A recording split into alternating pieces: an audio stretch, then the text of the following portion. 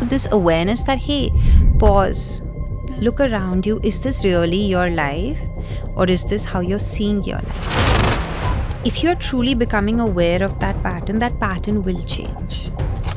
And if it hasn't, there is also something that pattern is giving you.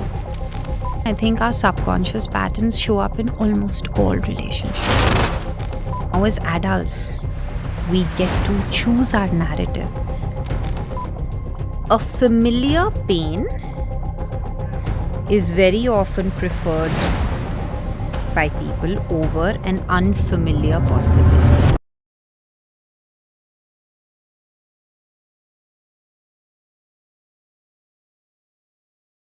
Hello everyone, welcome to my show Rewire. Today we have a very special guest with us, Chandana Ganguli. She's a clinical hypnotherapist and a gifted healer, and let me tell you, her vibe is as calm as waters. She's as deep as oceans, and I have had the joy of experiencing her magic, and let me tell you, she's amazing. So, let's meet Chandana Ganguli. Very warm welcome to my show. I'm really honored and pleased to have you, and I cannot contain my excitement. It's like a full circle moment for me. I have had the joy of experiencing your work. It's like it felt like magic, and I must say that your presence feels like a warm hug for me. So I really feel like I manifested this moment. So, welcome, Chandana. Thank you so much. It is so heartening to meet you in person. And I know this was a dream, and to see you realize it is really heartening. So I'm so grateful for that. And thank you for that warm welcome you just gave me. One thing that really stands out about you is you are as calm as waters. Your presence, आपके आते ही ऐसे लग रहा है कि सब कुछ काफी slow हो गया है. So, do you do you make effort for that on daily basis, or is it a natural thing for you? They say if you are something, that means the opposite of that also exists inside of you, like a pendulum, right? So, for how calm you may see me right now, I have gone through a lot of anxiety in my life. I've been a very hyper person, I have been an overachiever. So, the calmness you see is the result of learning to surrender in those moments when I felt out of control. So, initially, life forces you to surrender. And then after a while, you just get very easy with that concept of surrendering. So the calmness is me just surrendering to this moment. And I think that is probably what it is. So is it a daily practice? Sure, I have to remind myself that there is a zone where I can just surrender. So I try. And then after a while, I just allow.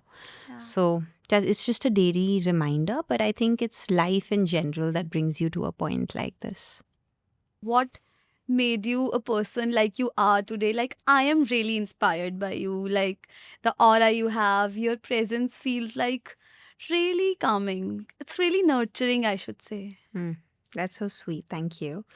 I was just another girl growing up, very ambitious, did really well very early on in my life. I think that was a blessing because I had a way to channel all my ambitions and desires. So I left home when I was 18. I went to the US to study. Then I went to London.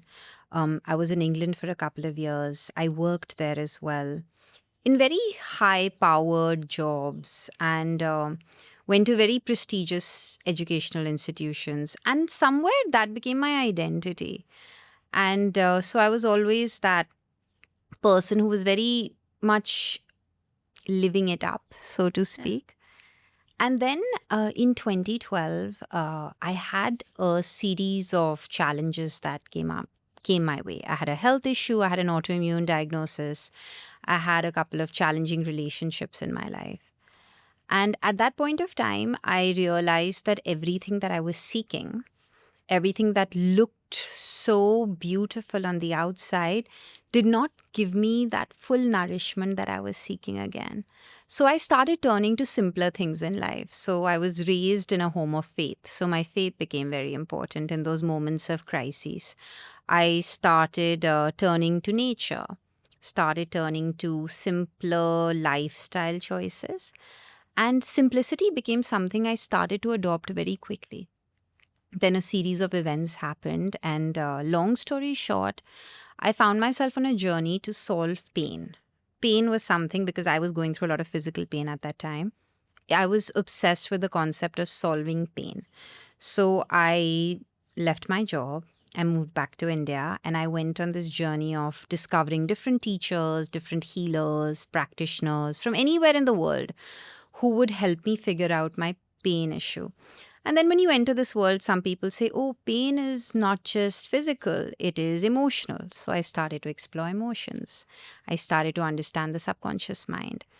And so then some people said pain is also energetic. So then I entered the world of energy. So it was my very personal problem I was trying to solve. And that started me off on a journey of understanding myself and life better. So somewhere along the path, that pain got much better. Yeah. But I think I opened myself up to a world of wisdom that I had no idea about. Yeah, so it is rightly said that pain has a purpose in your life. It did in my life. It did. And I think another thing it taught me was I was given a very serious autoimmune diagnosis when I was just 25, 26. But I didn't know what it was. So I didn't believe that diagnosis very strongly. And so I think in the process of trying to solve that pain, I also learned the ability of the mind to work, to understand, to come out of things. So it also taught me the power of the mind. My own condition gave me that. Otherwise, I would have never realized it. These are things you read in books. You don't Yeah. really experience it in your Yeah. life. So, as you are a clinical hypnotherapist, Hmm. you work with subconscious mind. Hmm. Tell me how your subconscious mind shows up in your relationships. In your relationships. Yeah. So are you okay? So I'll tell you, there's a lot of talk between the conscious mind, which is the thinking mind, the subconscious mind, which stores a lot. I think for me, it is just different levels of awareness. When you're operating, think of yourself as the ocean. When you're operating at the very top of it, you've got the conscious mind. There's direction, there's clarity. You're navigating that ship on a particular course. But then when you go deeper, there are different things you notice about your life, right? And then when you get to the very core of that ocean bed, there is stillness, there's peace, and there's vitality. There's a lot of life. So for me, the mind is like that. The conscious mind, which is logical, the subconscious mind, that which is not at the top, but guiding life behind. But at the very core, I believe there is something called the spirit, the superconscious, which is that part of you that is connected to everything. And that superconscious and subconscious plays a very big role in how we show up in our life. So relationships are I think in life, relationships are such a beautiful way to learn, realize, and understand who we are. Because very often we end up seeing things in other people that is in us as well. And we start detesting things in other people that we don't like about ourselves. So relationships for me is a way we kind of discover who we are. Subconscious mind plays a big role in relationships because consciously there's only so much we can do in a relationship, right? But we are human beings. So after a while, our automatic responses, our innate perceptions, our own beliefs really start shaping the way the relationship takes form. Two people, a relationship is two people. And the relationship they create together is a function of not just what they want, but who they are. And who they are is what the subconscious is. That part of you that you may not fully control. If we could all control who we were all the time, we'd be very different. Yeah. But we have certain innate responses, innate beliefs, innate values, tendencies that determine how we see life. Think of your subconscious mind almost like the lens through which you're viewing life. And two people, if the lens through which they view life is very different, then challenges exist. But if you are willing to learn, grow, expand together, then that lens begins to merge somewhere. So, do you also believe that subconscious plays a part in attracting the relationships, a certain kind of partners we attract on the basis of how our subconscious mind works. Yes, it's interesting because you'll always notice each one of us is a function of our childhood in some ways, or our life experiences. Childhood is the most prevalent life experience. And there may be things we like about one of our parents. There may be things we don't like about our parents. And as we grow up, we begin to realize we are carrying and doing the same things that we like or don't like about our parents, right? So subconsciously, we are influenced by our parents, our primary relationships. We are also influenced by the way we've lived our lives. So if I've had a life where everything has come to me relatively easily, I will have a perception of life is doable and very easy. If I'm a person who's worked very hard and achieved success, that'll be my belief system. So similarly, our beliefs influence the way we interact with people and situations. So if your belief is one of ease, confidence, empowerment, you tend to attract those people and those situations in your life that foster that. Yeah. If your belief is that life is very difficult, very challenging, you will find people of the same wavelength. Have you noticed that? Like in a friend group, Definitely. Yeah. friends will always want to, most friends always see the world the same way. Yeah. Or if they don't, they somehow begin to lose that और proximity. फिर वो ऐसा बोलते हैं कि देखा मैंने कहा था ऐसा ही तो होता है. Yeah, And they tend to attract the same kind of people they imagine. right. Yeah. But here is what I'll say. Even if I take the concept of subconscious out, who you are is what you will end up seeing being reflected to you in the Yeah. world. And then there is a theory, but opposites attract. Yeah. Because even in the opposite, there is a tendency that is in us somewhere. For example, if I'm a very underconfident person, confidence is something I deeply desire. Right? So it is somewhere that seed of confidence is already inside of me. So if a person comes in who's very confident, I will automatically gravitate towards them. The relationship may not be fully balanced, but it's how our own beliefs and perceptions influence how we see the world around us. Do you also believe that universe teaches us through our partners, by giving them opposite traits? If I am not a confident person, my partner is a confident person, so I feel that I have to learn confidence from this person. Do you feel that we attract relationships we need to learn from? I think all relationships in our life and all life experiences can be teachers. And our partners are the people we spend the most amount of time with, we grow with. They are the ones who see us in all seasons of our life. And so naturally, a lot of learning comes from them. A lot of influence comes from them. So for me personally, I'm deeply inspired by my partner in many ways. So, and it's not something I wanted. It is just by virtue of life.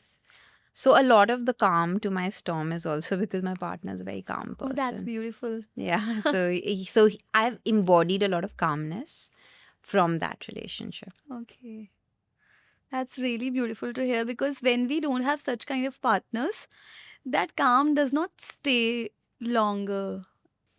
I think initially, whether it's a parent, some people have very calm parents and they are very calm. Some people have, I've noticed my dog is very calm when I am calm. But when I get anxious, he also gets anxious. Yeah. So I think initially we pick up ways of being from people, but after a while it has to be anchored within. And that is when we can grow beyond those situations and those people. So initially it's helpful, but I also know that sometimes an opposite situation makes you really value these things. Like I had a very intense career as a banker. So I used to work really long hours. That intensity really made me value the simplicity of life. Yeah. The ill health taught me the value of a pain-free, healthy life. Yeah. So sometimes even the opposite can really churn and make you realize the value of something. That's so true. Can you share an experience of a client who was struggling with a relationship, and then you realized that her subconscious mind was running the show? So, yes. So I won't even mention a client. I'll say one thing I notice in a lot of people is that we have certain beliefs of how a partnership needs to be, how our person needs to be. And that belief is based on what we've seen around us, what we've grown up with, what we've liked, what we've disliked. So we carry this perception, right? And these beliefs are like dark glasses. You know, the different colors of dark glasses is through the lens through which you will see life. So I know a lot of people who were carrying a lot of beliefs from their childhood and by observing the relationship between their parents. And then when they came into a new environment, they started to project those beliefs. So, for example, if someone grew up with a very dominating father, they always had that tendency of or sensitivity towards being dominated. So in a relationship, the moment they started seeing signs of a person violating a certain boundary, they started to project a lot of unprocessed emotions they probably held towards their father. Yeah. And I've noticed this the other way around also. So honestly, two relationships after a while is like almost like that part of you that has gone through life experiences. Like I give it the metaphor of two children in a relationship, right? Everyone is acting out of their Childhood experience, patterns. their childhood patterns, their experiences, their sensitivities. If your parents had a hard time dealing with conflict, children try to avoid conflict, right? If you had a dominating parent, tendencies are one person will be more submissive in a relationship. So we always are playing that out up to a point, Okay. and then awareness kicks in. That is the beauty of adulthood. Because we learn to understand. That's where therapy, reading, a lot of these workshops, they introduce you to this awareness that, hey, pause, look around you. Is this really your life? Or is this how you're seeing your life? Is this person really your parent? Or is this your projection of that, right? So I think when we re-understand that now as adults, we get to choose our narrative and we get to see things slightly differently, that is when those patterns start to lose hold over us. So if you were to ask me, I think our subconscious patterns show up in almost all relationships, Okay. especially our primary relationships. But with awareness, with understanding, we're able to break out of them. Okay. When we are going through pain Hmm. or through a toxic relationship, we try to understand how can we break a pattern. We try, so it's a universe sign to become aware, you know. But does it happen with everybody? Or sometimes, a person spends whole life in the same pattern and then, the pattern goes on. I think breaking out is something that not everyone is able to do Okay. because of multiple reasons. You may not be able to break out of something. You may not be able to even create a life outside of that relationship. There are a lot of constraints that people have. But Tamanna, I really believe that if you're truly becoming aware of that pattern will change.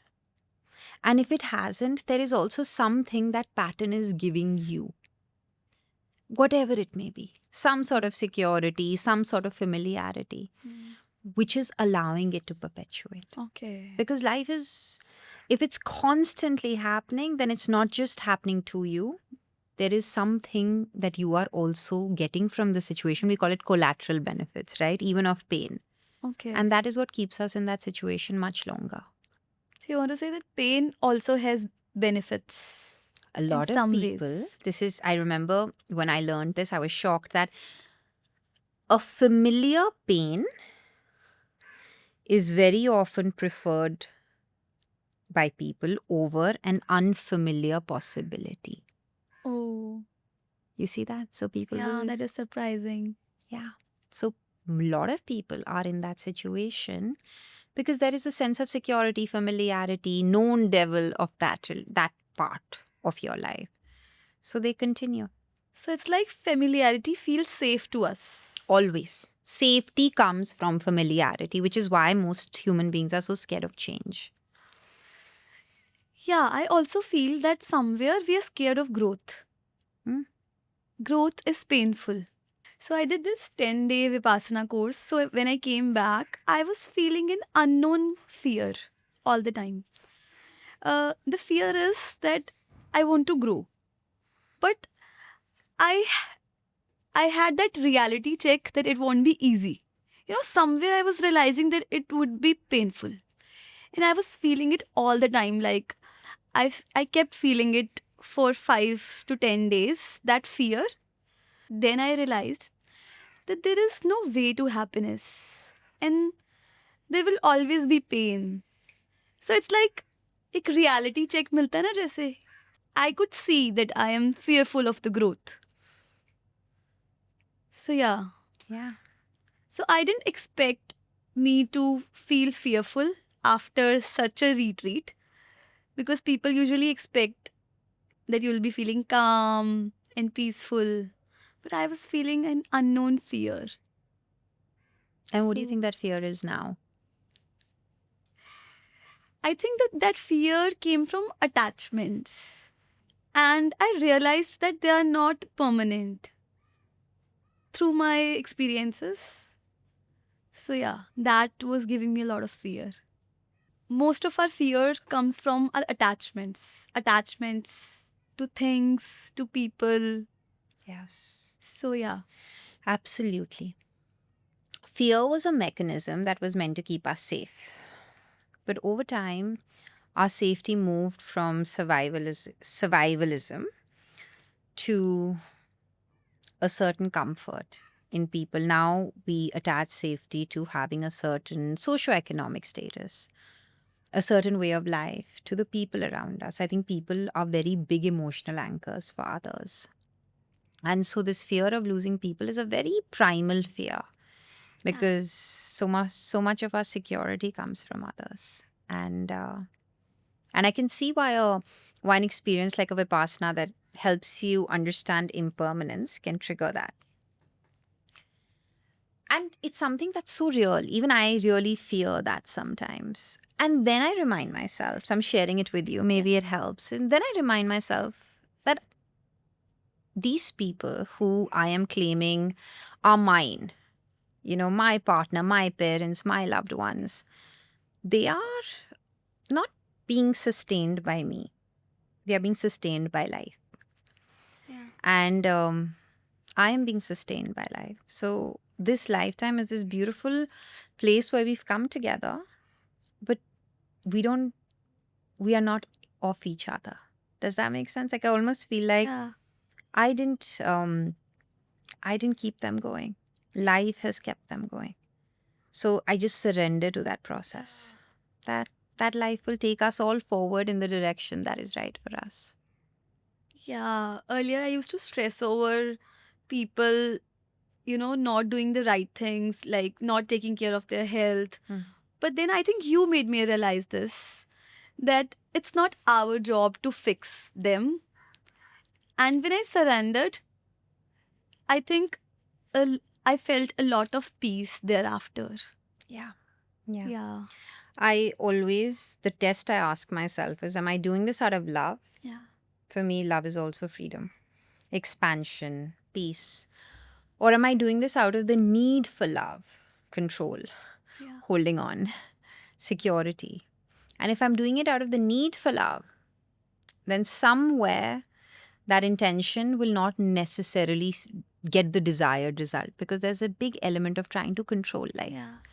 And I've realized, at least in my case, that it's not possible to hold on to it. That's also one challenge which I have with the developmental world.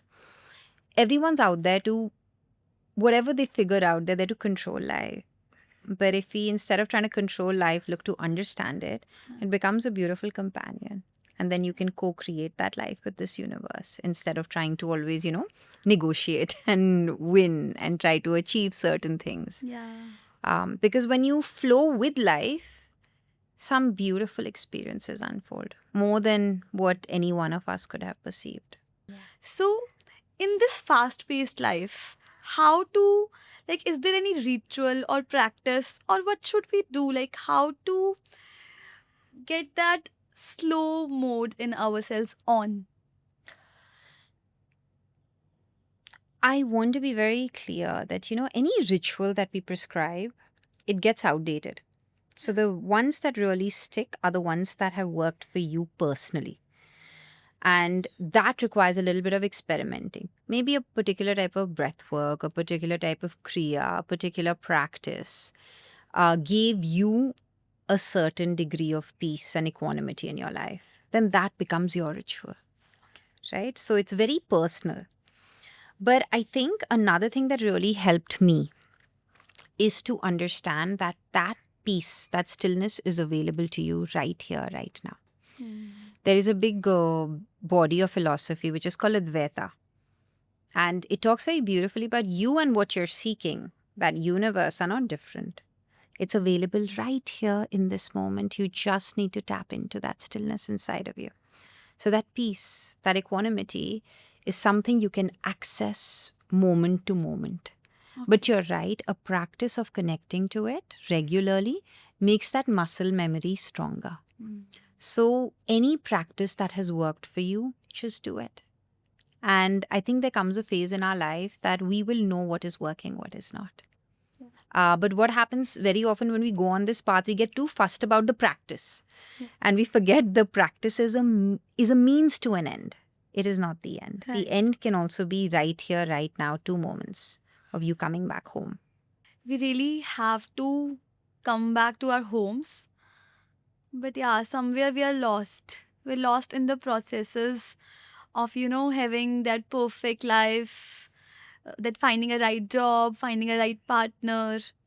And then we lose our emotional wellness, I would say. So, Yeah. yeah. So, what does emotional wellness mean to you, and how to sustain that in our relationships throughout life? So, can I give you a story, a very inspiring Sure, story for me? definitely. There are 2 stories. Okay. When I opened my studio in Bangalore, my first studio, there was a cleaner who would come to my studio, and every morning she'd greet me with a lot of love. And I remember one time, and every time I'd look up from whatever I was doing and say hi, very nonchalantly. And she'd always come with the brightest smile. Then one day I learned about her life story. And she had lost a child, she had lost her partner, she was a single mother, and she was severely diabetic, and so her health was precarious. Yet she showed up every day with a smile. That for me did something because I noticed this person is not a function of what's happened. They are just finding joy in where they are.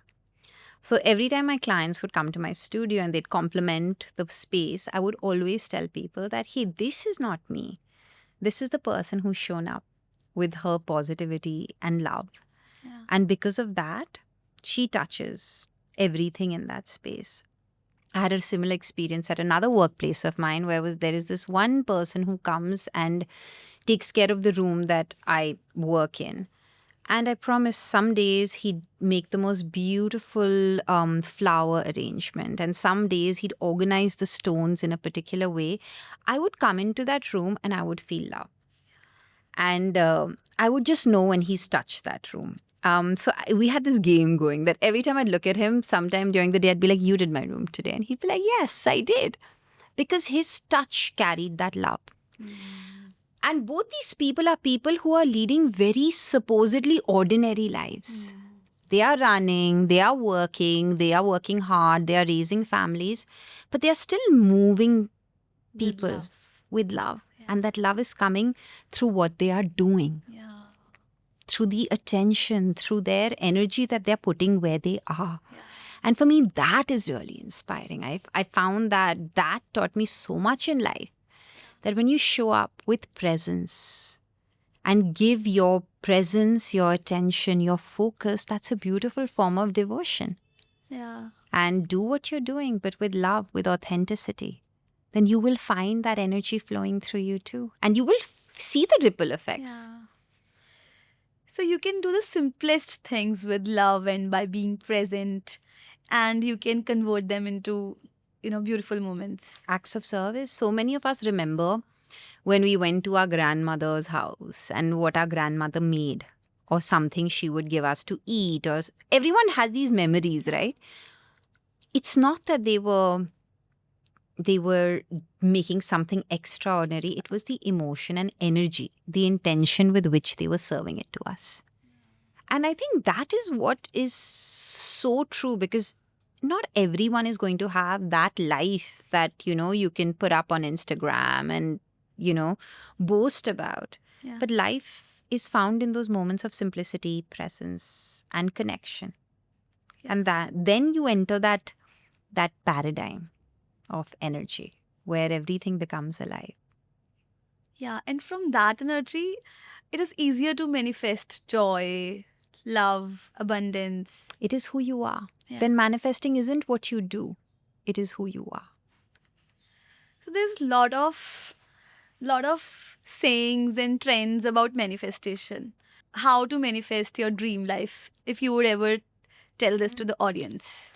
You know, such an interesting question you ask me, because I think, okay, I'll look back at my own life. I'll ask everybody to look back at their own life and just understand what made you manifest. What were those things that you did when your dream came true? Because that is your success. That is your quota for manifestation. What I have found is that honestly, it starts with this moment of clarity and alignment, when inside of you, you just know that this is something I want, or this is something that I need to do.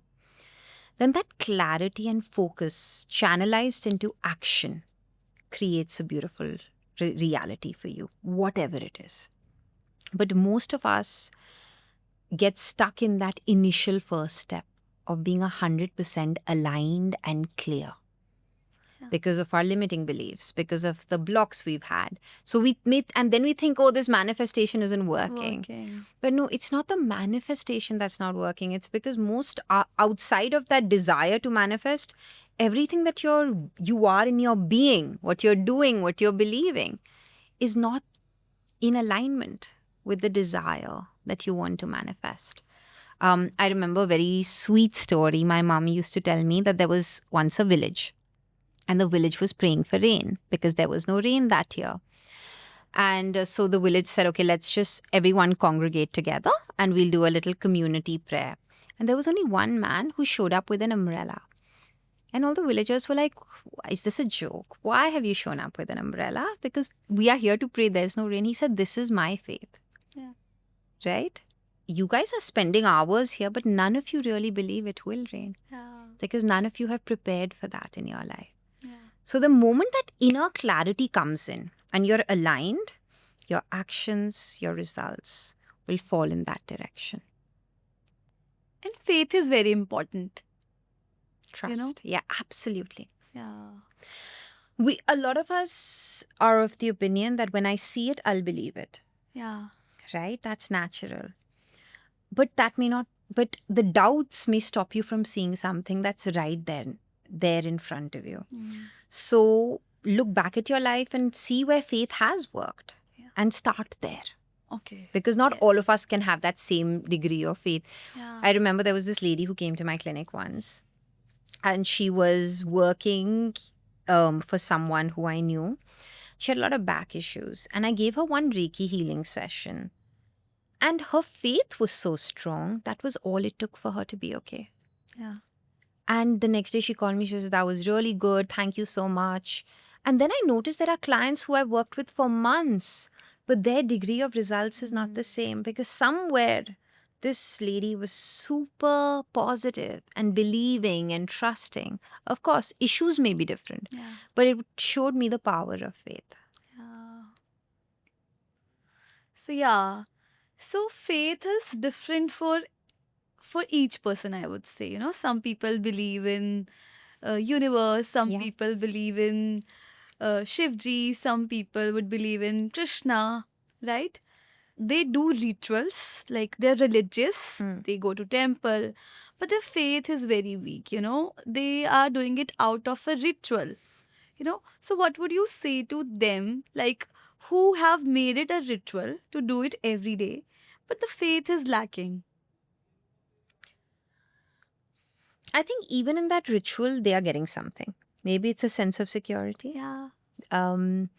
But I guess every time I've tried to break out of a ritual in my own life, the only thing I ask myself is that that you seek, maybe the universe, maybe that God, maybe that part of yourself, what would that part say to you? So, for example, if I pray to Krishna and I'm trying to do all these rituals, I just sometimes just stop and I think of Krishna and I say, okay, what would Krishna really want? Yeah. And honestly, all Krishna would want for me, in my eyes, is just time, that connection. Yeah. That's that pause together. So then I tell myself that, okay, this ritual is okay, but that's not what that force really seeks. And then I altered it to kind of create more moments of what feels more authentic. Because see, though I may pray to Krishna, though I may pray to Shivji or the universe, they are just different paradigms of us connecting to a higher power. That is a deeper consciousness within us. Definitely. So when I pause and I ask, what would that consciousness need? Somewhere I'm asking myself, what do I really need? And then your faith becomes more aligned with you as opposed to being just a practice. Yeah. Does that make sense? Yeah, definitely, definitely. We really want to move towards a higher, wanting some sense of security, safety, Yes. and so हमें एक safety feel होती है कि कोई है Hmm. to support us when we Yeah. pray to God. मुझे Yeah. ऐसा लगता है कि even when I was coming here, I was praying, so ऐसा लग रहा था कि we have somewhere to look up to, Yeah. And a permanent anchor. Yeah. Yes. And because it is an invisible anchor, we can imagine it to be everywhere with us. Exactly. So, That's yeah. the beauty of faith. Yeah. Because that which you pray to is such a deep part of you. Yeah. And but we can't always, we as human beings need something tangible, so we give it a form, a shape, an attribute, and it makes us easier to relate with it. But but it's always there. Yeah. And when you realize that it is always there, then every moment can become connected and beautiful. And prayer can happen anytime, I feel. Yeah, exactly. And now I'll ask you a question. As you're connected to this energy, what's happening to that fear? The fear loses its grip, I would say. Yeah. What is the role of talking to our own self? The self talk that we do plays in our subconscious mind. How does it play its part?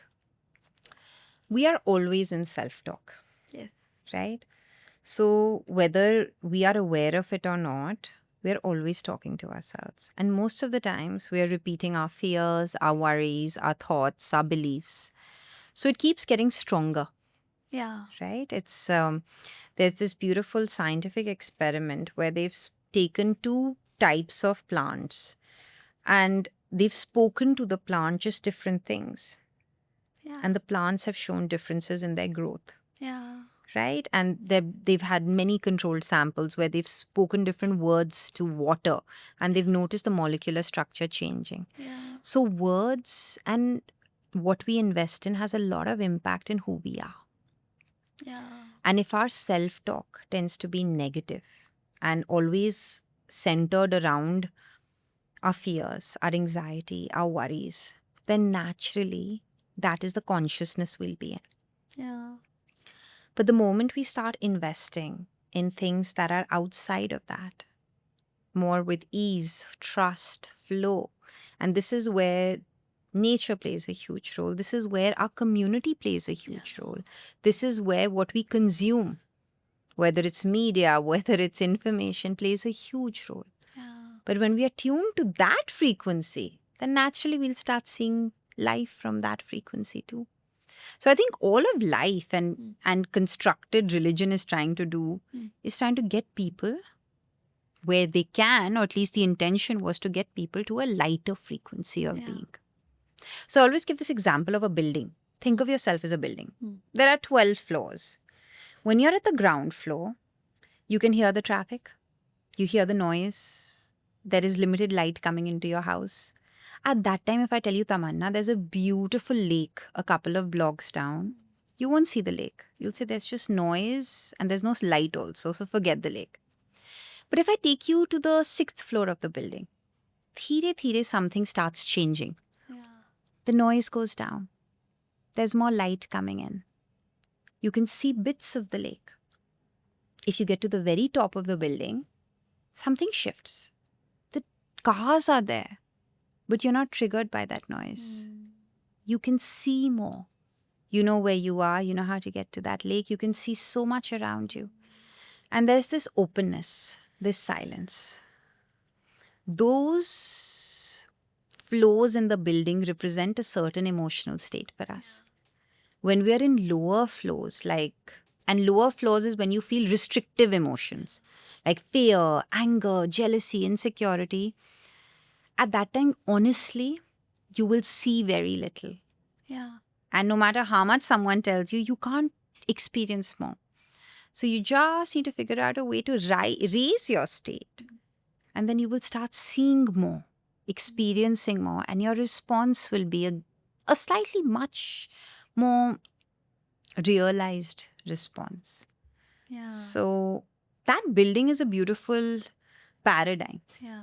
And I guess our life's journey is about how do we go from the lower floors to the higher floors? Because you will come to the lower floors. It's a part of Yeah. your building. Yeah. And we keep going from lower to higher and then again to lower, throughout the different phases of life. In a day, you can be in all Yeah. 3 types of a building. Yeah. But I think it's about having that awareness that right now I'm in the lower floor. Yeah. So I should just focus instead of trying to figure my life out. Yeah. Like I think Einstein said, you can't solve a problem from the same consciousness that created it. You need to raise your state and then see where the solutions lie. You talked about action, where I wanted to pick up. So, some people try manifestation, visualization, but they lack taking action. Most of my life, I was not able to take that action which I really wanted to because of certain fears. So, how to get away from those fears and start taking alienated actions? There's a beautiful tool I came across, which I think will help explain this.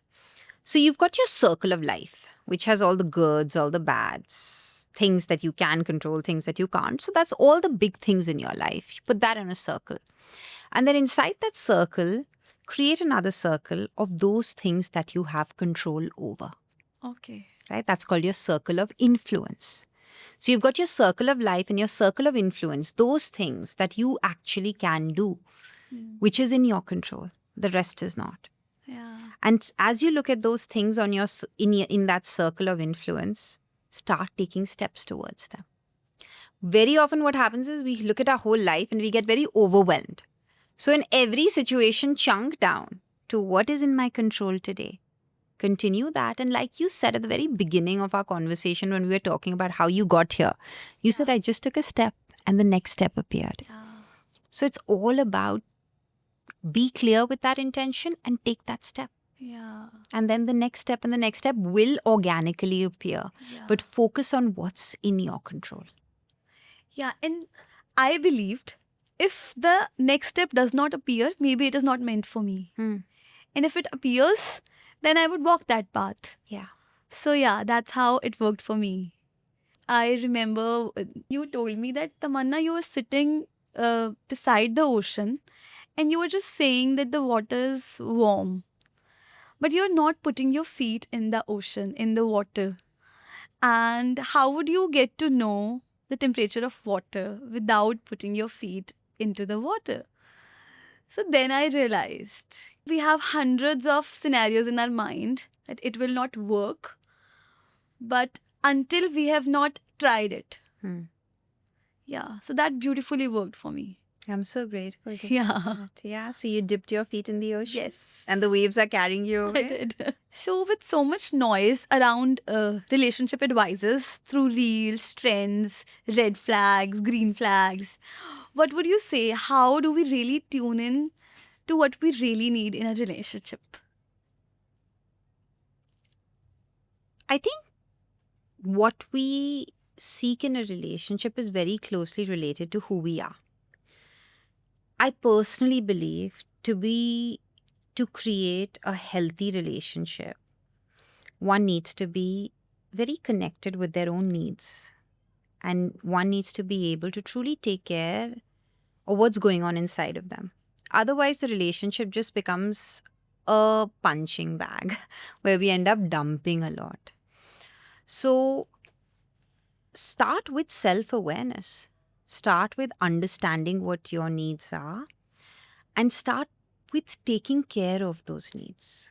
Because if we are constantly going to look outside of us to get a certain degree of love, affection, then somewhere we'll always be driven by that need for love. And then our relationships will be very conditional. Yeah.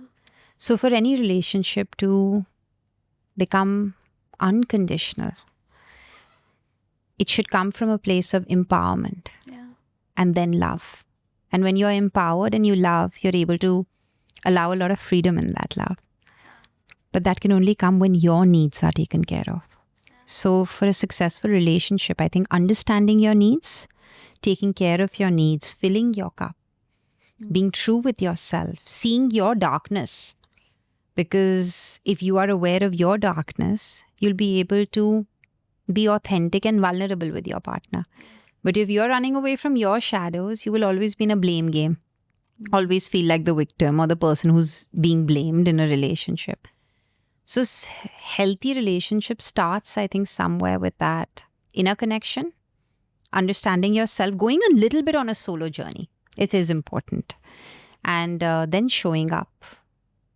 Yeah. Did that answer? Yeah, definitely. I think you answered my next question as well. There's one metaphor Yeah, okay. that I always think of when I think of a relationship. It was this Osho's metaphor he had given, that think of two trees. When they have strong foundations, they have their own trunks and they grow next to each other. They grow really tall and then they merge eventually. Their branches merge. That is very different to when two trees are at the very beginning trying to grow into each other. They end up cutting each other's light and only one grows and they don't really go very far. So when it comes to a relationship, think of being those two trees that are individual, strong, empowered, and running along. Because that is what will create a beautiful long journey and a beautiful merger ahead. But if at the very beginning we're trying to take from them, give them at the cost of us, then somewhere those lines will eventually go beyond. Yeah. But what about when one tree is growing and other tree is not growing? You know, what happens to such relationships? When one person tries to grow, work on herself or himself, but the other person is not into that zone of growing. Yeah. See, growth is a very personal choice. Okay. Right? And just because you're on a trajectory does not mean your partner has to be on the same trajectory. They may be growing in their own ways. So just recognize that you may need to create a space to connect from a place of love outside of this growth, because that growth is a very individual choice. Oh, yes. Also, one thing might be growth for me and another thing might be growth for my husband or my partner. Oh, that's so beautiful. Yeah. But when we grow and we come from a place of a little bit of a judgment, I am growing, I'm doing all this work, what's happened to you? That's their journey. But hey, can we still meet in a place of love without these ideas and notions? That's where the beauty lies, that no matter where you are and what you're doing, you can come home and just be with each other for the people that you are. And for that, you need to be safe inside. Okay. Otherwise, that space of safety in a relationship is co-created by two people. Yeah. But if your safety is always the other person, then you'll try to drag them on your path of life as well. Also, we look for validation in a partner. Like we want those approvals. Right. And when it doesn't come, it feels a sense of void. So how do we fill that cup within ourselves? I think it's so useful to recognize that the way you seek validation is probably not the way your partner is used to giving validation. Oh, that's so needed. Because Yeah. we grew up in a way where we were validated a certain way. Yeah. They grew up in a way where for them validation was probably shown in concern, in deep listening, Yeah. in being there, not interrupting. So we may never be able to figure out this beautiful communication of love. And we think words do justice, but honestly, 70% of communication is nonverbal. We're always picking up on actions true. and perceptions. Yeah. So just recognize, I guess, going back to that question, when there is a need for love, fill your cup. Give yourself validation so that you show up in that relationship feeling comfortable, not feeling denied or Yeah. feeling a sense of lack. Yeah. And there are also times when two people may not eventually work out in the long run, but even that can be done very beautifully. It need not come from a place of I did this or you did this. And that always starts with, hey, your feelings, your responsibility. Definitely. I think that is something we've not been told. We should have been taught this in school. Your emotions, your feelings, Your responsibility. your I think responsibility. emotions should be another subject in the schools. What would you say to the people who have gone through a heartbreak and also they have not got any closure, you know? Yeah. So how do they heal themselves? I know heartbreak is a very sensitive area, and I think everyone experiences it in life. I think the first thing to know is that if you're hurting, so is the other person, right? Because very often we are very consumed by our own pain. The other thing to note is that it is possible for both of you to be okay, correct in your own ways, and it not working out. Because one thing we take away very often from heartbreak is something was done to us. Yeah. And everyone is figuring life out. So no one's intending to harm or hurt the other. They're just figuring lives out. Yeah. So you may have hurt someone accidentally. Someone may have hurt you, but that's okay. And I think finally, I guess what the best way from a heartbreak is to realize that there's a space available in your life. Space of? A space available in your life. Space available. Okay. And that space is yours. And it's a sacred space. And see where that time with yourself takes you. Don't be very quick to fill it. Because there is something there that is also important for you to realize and take away. A relationship very often requires us to be so focused on the other. So when that does happen, as sad and heartbreaking it is, there is that space for growth and that time, that sacred time for yourself. So do those things that really nourish and nurture you. And when you do, when your energy rises, your state rises, you look back even with love at that person or that relationship and be grateful for what it was. Yeah, that's so important to realize. That was so beautiful, actually, to realize that we need to nourish ourselves first before jumping into another relationship. Yeah. Yeah, that's so important. It's like, you have a remote control which controls your life. That remote control is your life choices, what you spend your time on, where you invest your energies. But very often what we do is we give that remote control to people around us. So we start doing what they need us to do. And we may give this to our loved ones. So this giving of remote control can also be acts of love. Mothers give it to their children. People give it to their parents. People give it to their partners. But as long as someone else is holding that remote control to your life, you will always feel like life is not fair or it is out of control. Yeah. So when a heartbreak or a relationship ends, it's a time when that remote control is in your hand. Yeah. Just spend time nurturing that. You talk about past lives. You do a lot of energy work. Sometimes two people are not meant to be together and there is nobody's mistake. So how would you interpret that to the people that it is not meant for you when blame is involved, There are two things. There are the actions that have taken place, which we may have done or the other person may have done.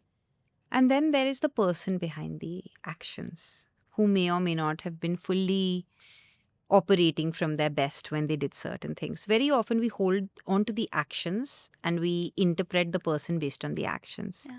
But the person is human, going through their own insecurities, their learnings, their journey. And in past lives, if I was to look at this from the construct of past lives, every relationship has a certain purpose in our life. Maybe that heartbreak taught me independence. Yeah. Maybe a divorce taught me self-reliance. Maybe a relationship taught me how to discover myself, right? Maybe an abusive relationship taught me strength, Yeah. right? So Yeah. every relationship has a purpose. Yeah. And it's a beautiful purpose. But if a relationship ends, it's probably that purpose is done. Yeah. When we hold on to it or when we criticize or judge ourselves for it, that's futile because you were not the person you are when you entered that relationship. As you've evolved, what is no longer a right fit will fall away. Yeah. So now you're not that person who went into that relationship. And this version of you does not need that person, maybe. Yeah, absolutely. Now that person is no longer that intimate person for you. Yeah. But it is so difficult to realize because we are attached Yeah. to having that person in our lives. So, yeah. And we're also attached, I think, because of Disney and Bollywood. We've been sold a lot of concepts of what true love looks like, Yeah. what passionate love Yeah. looks like. But true love can also mean a silent goodbye. Yeah. Like recently, the movie, Sayara movie released. Some students were literally fainted in theater. So yeah, the people are really connecting with the heartbreak feeling.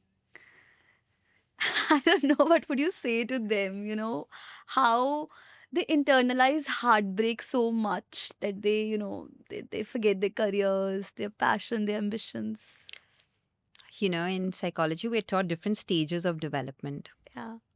And connection, intimacy is a very big phase of development because in that phase, you learn a lot about yourself. But when you're going through that phase is everything for you. Yeah. So they are internalizing it, they're resonating it with it, they are connecting with that notion of that unconditional, crazy, passionate love because somewhere they need that. They want to feel that in their life. And it's beautiful, experience it, but then comes maturity, then comes lessons in life. Yeah. Even experiencing that is beautiful. Of I course, know. every lesson is beautiful. Yeah. Looking back, it's like life's a school. And I think I was having this conversation with somebody and they gave me this beautiful analogy that life is a school. In 12th grade, you're learning very complicated maths things like calculus, etc. But you never look at a second grader who's learning probably multiplication and judging them for it. Yeah. Because when they are learning them, that's everything, right? And it's hard and it is what it is. Yeah. So that's a phase of life. And that's beautiful in its own way. And then when you learn different things, those become beautiful in their own way. Yeah. That is so beautiful. So yeah, maybe they have to go through this pain or this experience. For who they are as people. Not every youngster will go through it. Yeah. But for who they are as people, they're naturally gravitating towards Yeah. that experience. They will experience it. They will learn from it. They will grow from it. Yeah. And they will move forward. Okay. For couples who want to practice emotional intimacy, rather than just talking about their feelings and being one, like what are the tips you would give to the couples to practice emotional intimacy? I think emotional intimacy, first step is know yourself. Because if you don't show up as who you are, and if you're not comfortable with yourself, you won't be able to create a space of intimacy with another person. So in spiritual psychology, we're taught that the world is a mirror. So whatever is being reflected back is also something you need to look at within you. So spend enough time getting to know who you are, nurturing who you are, so that when you enter a space with another person, you are comfortable with who you are. Right? So that creates a more balanced relationship. Right. Share from your heart, be honest, be vulnerable, but at the same time, recognize that your version of sharing, your way of communicating is personal to you, and that other person has their own way of understanding, processing. But create a space where you guys can just be who you are. I think giving that freedom to the other person to be who they are and taking that freedom to be who you are creates true intimacy. And that intimacy may not be like Sayara, but it will be one where Yeah. you can just be Yeah. and you're comfortable being who you are. I remember reading this somewhere that when you can be silent with a person for a really long time, that's also very beautiful. Right. So, honest communication, authenticity, but taking accountability for yourself. Yeah. Because very often we just talk about our feelings and expect the other person to do something about that. Yeah. And that's not fair. It's an equal relationship. Yeah. Another thing which I thought was very useful is very often when we come into a relationship, we end up thinking a lot about the past and we end up projecting that into what's happening. We call it Yeah. bunching from the past and dumping Yeah. it on the person. Don't do that. That is why it is very important to take that break from one relationship and heal yourself Yeah. before jumping into another relationship. And if something is showing up and if something is triggering you, treat it as that thing and don't attach everything else around it. So that's another thing. Be very present with where you are. Be honest with yourself as to what is happening. Find a way to communicate that and also know that the other person may or may not respond in ways that you're ready for. But then when they have this freedom to be who they are, you have the freedom to be who you are, you may be able to create a beautiful space Yeah. of communication and sharing. Yeah. And something which I tell a lot of my couple clients is that figure out what love means to the other person. Because for you, love may mean physical affection, but to another person, it may just mean being deeply present with each other. That's true. So figure out what love means, because otherwise, everyone will feel that they're not loved in the relationship. Figure out what love means for your partner. for your partner and for yourself, so you can communicate and understand that. Find that space where both of you are able to talk that That is such language. a great tip. Yeah. So that we can show and express love in their way. Exactly. Yeah. When you have a little child, you will start talking like the child. Yeah. Right? But when our partners, we'll never do that. Yeah. We always want to be, you know, कि you मुझे have ऐसा to प्यार meet me. चाहिए. Exactly. Sabko pyar chahiye. Yeah. But what about giving that love in the form that the other person needs it? Yeah, and it is also about you will receive in giving. Always. Yeah. Always. Yeah. This is such a deep realization. Hmm. Yeah. So can you share a client story? You worked with their subconscious minds and there was a transformation. So a transformation that really surprised you, maybe. It happens so often. I'm trying to think of what's a good story to share. So I'll tell you one that happened that comes to my mind, or some things that I see a lot is very often when a person loses someone they love, there is a lot that is unsaid. There is a lot that is not processed, and they have all these emotions that they had with the person. But very often when we do subconscious work, we can also connect with people and bring some sort of closure to those relationships. Okay. And it's beautiful to see how those loved ones have come back. And sometimes these people are not deceased. They could be people who've just left your life. Okay. And how those people have come back and communicated and the things they've shared. So what the client was probably internalizing as guilt or anger or unprocessed business has come with a beautiful closure, beautiful message. Okay. And that's been very healing for the person receiving that message. And it's allowed them to let go very beautifully. So I think this also goes back to that point of, remember that fear and attachment that we have. Yeah. Very often when people have lost loved ones and they've worked and connected with them and the messages they've gotten has really helped them Yeah. heal knowing that this person is actually okay. Yeah. Those emotions, that love is intact. And that has been very healing for people. So for grief, I think one of the first things I tell people is let's connect with that loved one and understand if there is something that still needs to be completed between you guys. Yeah. And you talked about when you work with subconscious part of yourself. So there's an energetic connection. The energy work that you do and the subconscious work that you do coincides here. So, so now we'll be moving towards the energetic work that you do. Hmm. Before moving on, let's take a break here, and then we'll move to another episode. Perfect.